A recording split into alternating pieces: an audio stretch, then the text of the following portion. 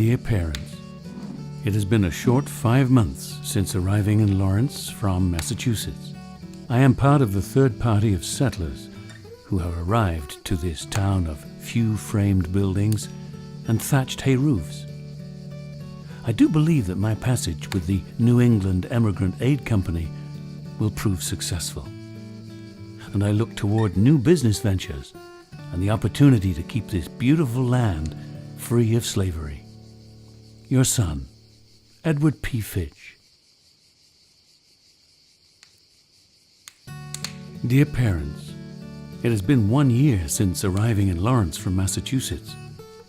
I have been keeping school and operating a boarding house for 10 to 15 men. I continue to work with Mr. Stearns in the provisions store. I am in pretty good business here now, so I will stay here and live on my claim. There has been a free Negro here for a little while back, and the pro-slavery men have been trying to prove that he was a slave and get him away. A lot of us armed with Sharp's rifles went out under the command of our orderly sergeant to protect him, but the slaveholders backed out and dared not try anything. If they had, we should have pitched into them with our rifles. Your affectionate son, Edward P. Fitch.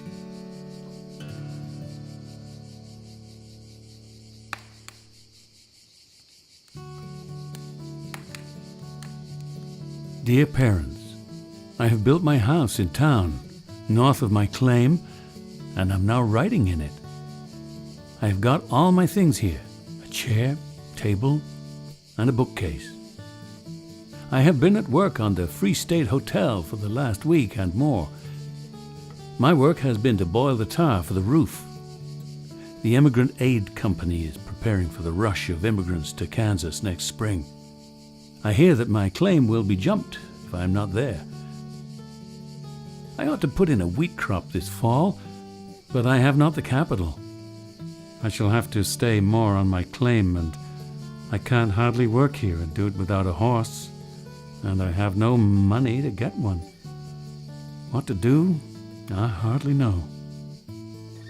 Tomorrow is the day appointed by the legislature for the election of delegates to Congress. And today we hear there is a large body of armed men within a few miles that say they're going to burn this town and kill all the Yankees.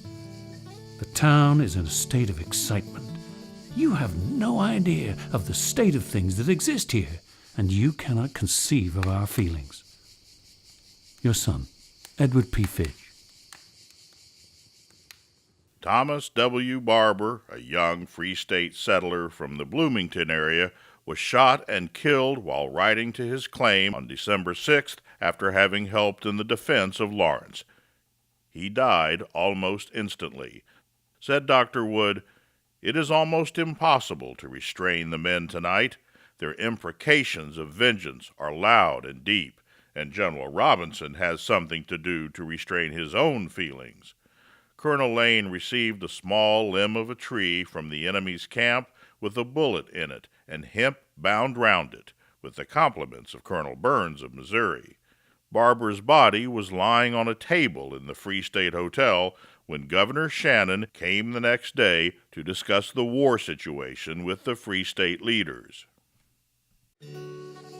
Dear parents, late at night I went to bed with my Sharp's rifle loaded and lying by my head, not knowing at what moment in the night the drums would beat to arms and I should be called up to help defend the town. My rifle is my constant companion. My Sarah and I hear that the Missourians attacked our men at Easton, 10 miles from Leavenworth, on Election Day, and demanded their ballot boxes. But our men would not give them up. They then fired on our men, which fire was returned, badly wounding 2 Missourians. The opinion of most is that we shall have to fight in the spring. God only knows how it will end. Ora pro nobis, Edward P. Fitch.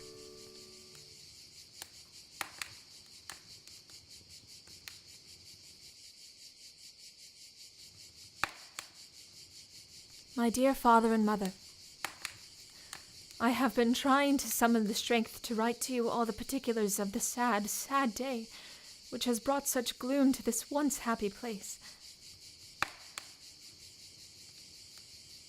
At sunrise I was up. It had been a warm, still night, and was a lovely morning. They were here. Stealthy, silently they came till they reached the heart of town. A half hour's notice would have saved all.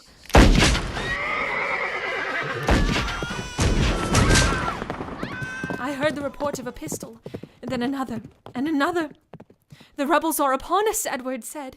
In 5 or 10 minutes, fires were springing up in every direction. First the Republican office was in flames, then barns and houses all around.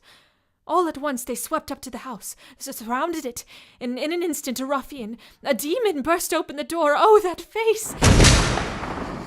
They knew his doom was sealed. Your loving daughter, Sarah Fitch.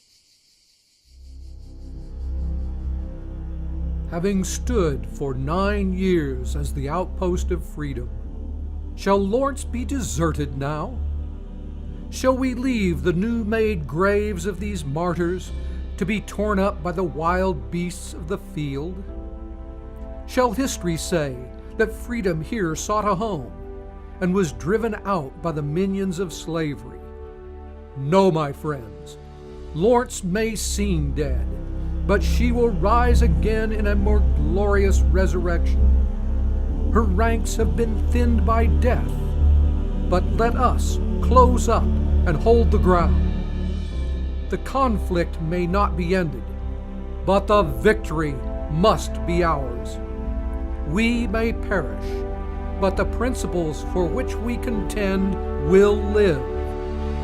Lawrence is an unmistakable place for free speech, for free ideas, and free thinkers.